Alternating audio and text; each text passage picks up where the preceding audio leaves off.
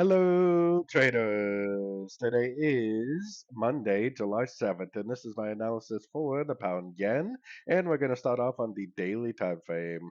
So the pound yen is definitely up. I mean, it's up on the monthly, it's up on the weekly, it's up on the daily, which is why I am definitely still doing nothing but looking for longs on shorter time frames. I've been saying for a while that this is likely a wave B, and the most likely place for this wave B to go is the 78%. Also taking out this high right here, which is exactly what an ABC or a WXY of B should do. Sometimes wave Bs can make new highs though, so we cannot assume that price is definitely going to stop there because it definitely does not have to. So anyways, taking it all the way down to the 1 hour time frame, I mean, I definitely wouldn't be trying to go long right now, but I definitely would be trying to go long on pullbacks.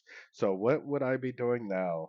I would potentially, want to go long here, down there, down there. Definitely wouldn't want to go long here, and I definitely wouldn't want to go short here. I would want to be patient. I would want to be patiently waiting for more three-way pullbacks and more Fibonacci bounces and more engulfing moves to the upside to continue to look for continuation patterns for the entries for the continuation of the weekly, monthly, and daily time frame uptrend. So if we do start a move to the downside, first thing I would do is throw my Fibonacci retracement on there, look for three-way pullbacks, look for more entries to go long at the end of these three-way pullbacks. So anyways, don't forget to check out my free Discord channel linked down here in the corner. Take a look at my website, fxpipcollector.com. And as always, thank you for watching and happy trading.